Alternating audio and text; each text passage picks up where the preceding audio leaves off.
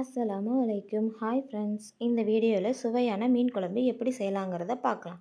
வாங்க வீடியோக்குள்ளே போகலாம். முதல்ல மீன் குழம்புக்கு தேவையான வெங்காயம் நம்ம நறுக்கி வச்சுருக்கோம். அதை விட அதிகமாக கொஞ்சம் தக்காளியும் நறுக்கி வச்சுருக்கோம். பச்சை மிளகா, மல்லி இலை எல்லாமே எடுத்து வச்சுருக்கோம். மீன் வாங்கி கழுவி வச்சுருக்கோம். இப்போ வாங்க மீன் குழம்பு எப்படி செய்யலாங்கிறத பார்க்கலாம். அதுக்கு முதல்ல அடுப்பில் இந்த மாதிரி ஒரு பாத்திரத்தை வச்சுக்கோங்க. பாத்திரம் சூடானதும் அதுக்கு தேவையான எண்ணெய் ஊற்றிக்கலாம். நீங்கள் உங்களுடைய ப்ரிஃபரன்ஸ்க்கு ஏற்ற மாதிரி எண்ணெய் ஊற்றிக்கோங்க. நான் மீன் குழம்புல எண்ணெய் அதிகமாக தேவைப்படும் அப்படின்னா உங்களுக்கு நீங்கள் மிதக்கிற மாதிரி எண்ணெய் ஊற்றிக்கலாம். இல்லை கம்மியாக போதும் அப்படின்னு நினச்சிங்கன்னா அதுக்கேற்ற மாதிரி நீங்கள் எண்ணெய் ஊற்றிக்கிடலாம். எங்கள் வீட்டில் மீன் குழம்புக்கு கொஞ்சம் அதிகமாக எண்ணெய் தேவைப்படும். அதனால் நான் கொஞ்சம் அதிகமாக ஊற்றிருக்கேன். நீங்கள் உங்களுக்கு ஏற்ற மாதிரி மாற்றிக்கோங்க. இப்போ மீன் குழம்புக்கு தேவையான எண்ணெய் ஊற்றி அந்த எண்ணெய் நல்லா சூடாகட்டும். எண்ணெய் நல்லா சூடானோன்னே நம்ம இதுக்கு தேவையான ஸ்பைசஸ் நம்ம சேர்க்க போகிறோம். அதுக்கு முதல்ல என்னென்ன சேர்க்க போகிறோம் அப்படின்னா, 1 ஸ்பூன் வெந்தயம். முதல்ல அதை நீங்கள் போட்டுருங்க. அது கொஞ்சம் பொரியட்டும். அதுக்கடுத்து 1 ஸ்பூன் ஜீரகம் சேர்த்துக்கலாம். இதுவும் சேர்ந்து நல்லா பொரியட்டும்.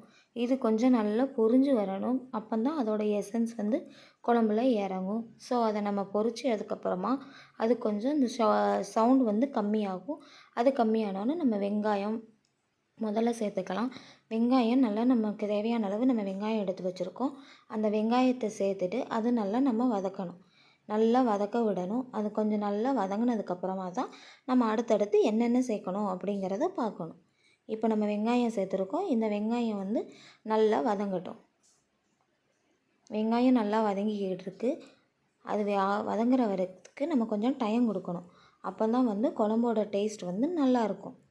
இப்போ நம்ம வதங்கியாச்சு. இந்த நம்ம வெங்காயம் கொஞ்சம் ஓரளவு கொஞ்சம் கண்ணாடி பதத்துக்கு வந்துருச்சு. இப்போ நம்ம இதை நல்லா இன்னொரு தடவை நல்லா வதங்க விட்டுட்டு அதுக்கப்புறமா நம்ம தேவையான அளவு தக்காளி கட் பண்ணி வச்சுருக்கோம். அந்த தக்காளியை இதில் சேர்த்துக்கலாம். தக்காளி மீன் குழம்புக்கு கொஞ்சம் அதிகமாகவே சேர்த்துக்கணும். ஏன் அப்படின்னா தக்காளியோட புளிப்பு தான் மீன் குழம்புக்கு நல்ல ஒரு டேஸ்ட் கொடுக்கும். நம்ம தக்காளி சேர்த்து அதோடு சேர்ந்து நீங்கள் கட் பண்ணி வச்சுருக்க மிளகாயும் சேர்த்துக்கலாம். ஏன் அப்படின்னா அதோட காரம் அப்போ தான் எண்ணெயோடு சேர்ந்து குழம்புல இறங்கும். நம்ம மீன் குழம்புக்கு தேவையான வெங்காயம், தக்காளி, மிளகாய் எல்லாமே நம்ம நிறைய சேர்த்துட்டோம். அதுக்கு வதங்கிறதுக்கான டைம் நம்ம அதிகமாக கொடுக்கணும். நல்லா எல்லாமே கொலைய மசிஞ்சு வரணும். அதுக்கப்புறமா தான் நம்ம தேவையான ஸ்பைஸ் பவுடர்ஸ் எல்லாமே சேர்க்கணும். இப்போ தக்காளி நல்லா மசிஞ்சு வரட்டும். அது வரைக்கும் நம்ம அதுக்கு டைம் கொடுத்து வதக்க விடலாம். ஒரு 5 நிமிஷம் கழித்து நம்ம திரும்ப பார்க்கும்போது அது நல்லாவே கொலைய வெந்திருக்கும். இப்போ அது வதங்கிக்கிட்டு இருக்கு. நம்ம அதுக்கு தேவையான அளவுக்கு டைம் கொடுத்துருக்கோம். நல்லா வதக்கி எடுத்துக்கிடணும். அதுக்கப்புறமா நம்ம அது வதங்குற கேப்புக்குள்ளே நம்ம தேவையான ஸ்பைசஸ் எடுத்து வச்சுக்கலாம். ஒரு 1/2 டீஸ்பூன் மஞ்சள் தூள்,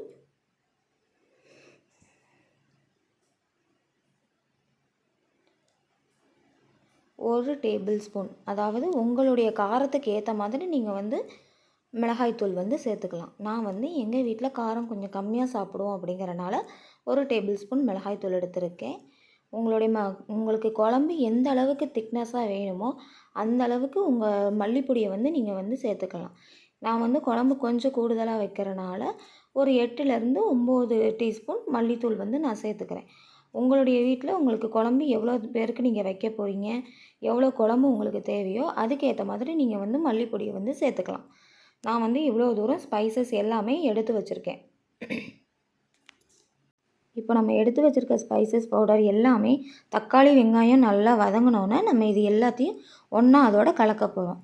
இப்போ தக்காளி, வெங்காயம் நல்லா மசிய வதங்கிருச்சு. தக்காளி பாருங்கள் நல்லா மசிஞ்சிருச்சு. பேஸ்ட் மாதிரி கன்சிஸ்டன்சிக்கு வந்துருச்சு.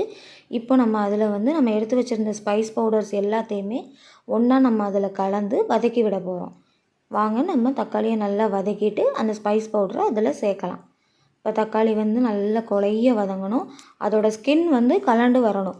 அந்த அளவுக்கு தக்காளியும் வெங்காயமும் மெர்ஜாகி நல்ல ஒரு பேஸ்ட் கன்சிஸ்டன்சிக்கு வரணும்.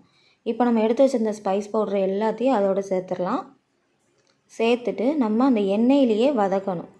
அப்போ தான் அந்த மசாலாவுடைய பச்சை வாடைங்கிறது, அதாவது ரா ஸ்மெல், அது எல்லாமே போகணும். அது போனால் தான் குழம்பு நல்ல ருசியாக இருக்கும். அதுக்காக அந்த பச்சை ஸ்மெல் போகிற வரைக்கும் நம்ம நல்லா வதக்கணும். இப்போ அதோட பச்சை ஸ்மெல் போகிற வரைக்கும் நம்ம வந்து நல்லா வதக்கிக்கிட்டு இருக்கோம். உங்களுக்கு இந்த ஸ்டேஜில் சப்போஸ் எண்ணெய் காணலை, உங்களுக்கு எண்ணெய் வந்து பத்தலை, அடியில் பிடிக்கிற மாதிரி இருக்குது அப்படின்னா, கொஞ்சமாக நீங்கள் ஆயிலோ இல்லை கொஞ்சமாக தண்ணியோ கலந்துக்கிட்டீங்க அப்படின்னா அடியில் வந்து உங்களுக்கு பிடிக்காமல் இருக்கும். இப்போ இதுக்கு மீன் குழம்புக்கு தேவையான ஒரு லெமன் சைஸ் புளி வந்து நான் ஆல்ரெடி தண்ணியில் ஊற வச்சுருக்கேன். இப்போ இந்த மசாலாவோட ரா ஸ்மெல் போனதுக்கப்புறம் அந்த புளியை கரைச்சி நம்ம அதில் வந்து ஊற்றிக்கலாம். ஏன்னா மீன் குழம்புக்கு வந்து நம்ம மீன் சேர்க்கறதுக்கு முன்னாடியே புளி வந்து நம்ம கரைச்சி ஊற்றணும். அப்போ தான் அதோட புளிப்பு மீன்லேயும் ஏறி சுவையான டேஸ்ட்டு கொடுக்கும். அதுக்காக தான். இப்போ வந்து மீன் குழம்புக்கு தேவையான இந்த மசாலாவோட பச்சை ஸ்மெல் போயிருச்சு. நான் புளி தண்ணி வந்து நல்லா கரைச்சி வச்சுருக்கேன். இப்போ இந்த புளி தண்ணியை வந்து நம்ம வதக்கி வச்சுருக்க மசாலாவில் சேர்த்துக்கலாம். மசாலா வதங்கி முடிச்சிருச்சு. இப்போ நம்ம வந்து புளி தண்ணி சேர்க்க போகிறோம். புளி தண்ணி உங்களுக்கு எவ்வளோ புளிப்பு தேவைப்படுமோ அவ்வளோ தூரம் நீங்கள் சேர்க்கணும். நான் வந்து ஒரு லெமன் சைஸ் அளவுக்கு இருக்க புளியை வந்து நான் கரைச்சி உள்ளே சேர்த்துக்கிறேன். இது போக எக்ஸ்ட்ரா கொஞ்சம் தண்ணி வந்து நான் சேர்த்துக்கிறேன். ஏன்னா குழம்புக்கு தேவையான தண்ணி வந்து நம்ம இந்த ஸ்டேஜில் கொஞ்சம் அதிகமாகவே சேர்த்துக்கலாம். உங்களுக்கு எவ்வளோ குழம்பு வேணுமோ அந்தளவுக்கு நீங்கள் இதில் கொஞ்சம் தண்ணி ஊற்றிக்கிடலாம். அதுக்கப்புறமா நம்ம தண்ணி சேர்த்துட்டு இது ஒரு மிக்ஸ் கொடுக்கணும். மிக்ஸ் கொடுத்துட்டு அதை வந்து நல்லா கொதிக்க விடணும். கொதிக்க விட்டதுக்கு அப்புறமா தான் நம்ம புளியுடைய பச்சை வாசம் போனதுக்கப்புறம் நம்ம வந்து அதில் மீன் சேர்க்க போகிறோம். ஸோ இப்போ புளி தண்ணி ஊற்றியாச்சு, மிக்ஸ் பண்ணி கொடுத்தாச்சு. இப்போ அடுத்து நம்ம வந்து கொஞ்சம் உப்பு சேர்க்கணும், மீன் போடணும். இந்த மாதிரி நிறைய ப்ராசஸ் இருக்குது. நம்ம ஒன்று ஒன்றா பார்க்கலாம் வாங்க. இப்போ இந்த குழம்பு வந்து முதல்ல கொதிக்கட்டும். குழம்பு வந்து நல்லா கொதித்து வந்துருச்சு. இப்போ நம்ம இந்த குழம்புக்கு தேவையான உப்பும் மீனும் வந்து நம்ம போட போகிறோம். முதல்ல குழம்பு இவ்வளோ தூரம் கொதிக்கும் போது நம்ம ஃபஸ்ட்டு வந்து கழுவி வச்சுருக்க ஃபிஷ்ஷை வந்து அதில் நம்ம வந்து ஆட் பண்ணிக்கலாம். இப்போ கழுவி வச்சுருக்கிற மீனை நம்ம ஒவ்வொரு துண்டாக அதுக்குள்ளே போட போகிறோம். உங்களுக்கு எந்த மீன் பிடிக்குமோ அந்த மீனில் நீங்கள் இந்த மாதிரி செய்யலாம். நான் எங்கள் ஊர் சைடில் கிடைக்கிற கெண்டை மீனை வந்து இந்த மாதிரி குழம்பு வச்சுருக்கேன். இது ஃபுல்லாமே கெண்டை மீனில் உள்ள பேர் பார்ட்ஸு தான். நான் அதனால் குழம்புக்கு தேவையான மண்டை, தலை, வால் எல்லாத்தையுமே நான் வந்து இதில் சேர்த்துருக்கேன். நீங்கள் எந்த மீன்லனாலும் இந்த மாதிரி குழம்பு வைங்க, நல்லாயிருக்கும். இப்போ குழம்புக்கு தேவையான உப்பு வந்து நம்ம சேர்த்துக்கலாம். இந்த ஸ்டேஜில் நீங்கள் உப்பு சேர்த்திங்கன்னா தான் மீன்லேயும் சேர்ந்து உங்களுக்கு உப்பு பிடிச்சி வரும். ஸோ அதனால் குழம்புக்கு தேவையான உப்பை சேர்த்துட்டு இப்போ இதை நீங்கள் கொதிக்க விடலாம். இந்த அளவுக்கு இது வந்து கொதி வந்துருச்சு. நான் ஆல்ரெடி அரை மூடி தேங்காய் வந்து அரைச்சி வச்சுருக்கேன். அந்த அரைச்ச தேங்காவை வந்து இந்த மீன் குழம்புல நம்ம சேர்க்க போகிறோம். இப்போ இந்த மீன் நல்லா கொதித்து வரும்போது தேங்காய் கூட கொஞ்சம் தண்ணி கலந்து கொஞ்சம் தண்ணி கன்சிஸ்டன்சியில் நீங்கள் வந்து தேங்காய் பேஸ்ட்டை வந்து நீங்கள் இது கூட சேர்த்துக்கிடலாம். இப்போ தேங்காய் பேஸ்ட்டை சேர்த்ததுக்கப்புறமா நீங்கள் லைட்டாக ஒரு மிக்ஸ் கொடுத்துட்டு அதை வந்து நீங்கள் கொதிக்க விடணும். இப்போ வந்து நீங்கள் உங்களுக்கு தேவையான அளவு நீங்கள் தண்ணி ஊற்றி உங்களுக்கு மீன் குழம்பு எந்த கன்சிஸ்டன்சியில் வேணுமோ அது அந்த கன்சிஸ்டன்சி வர வரைக்கும் நீங்கள் மீன் குழம்பு வந்து கொதிக்க விடணும். ஆனால் மீன் உடையாமல் பார்த்துக்கிடணும். தேங்காய் ஊற்றி கொதிக்க விடுறது வந்து ரொம்ப அதிகமான முறையில் நீங்கள் வந்து கொதிக்க விடக்கூடாது.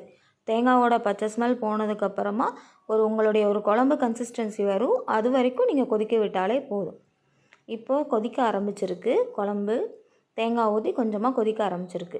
நம்ம இன்னும் கொஞ்சம் டைம் கொடுக்கணும். இப்போ நல்லாவே கொதிக்க ஆரம்பிச்சிருச்சு. இப்போ உங்களுக்கு நீங்கள் இந்த ஸ்டேஜில் வந்து உங்களுக்கு உப்பு போதுமா இல்லை இன்னும் கொஞ்சம் வேணுமாங்கிறத பார்த்துட்டு நீங்கள் உப்பு சேர்த்துக்கோங்க. நான் பார்த்துட்டேன், எனக்கு உப்பு போதும். மேலே கொஞ்சமாக மல்லி இலை தூவிட்டு ஆஃப் பண்ணிடுங்க. இப்போ சுவையான மீன் குழம்பு ரெடி ஆயிடுச்சு. இந்த மீன் குழம்பு உங்களுக்கு பிடிச்சிருந்தா வீடியோவை சப்ஸ்கிரைப் பண்ணிக்கோங்க.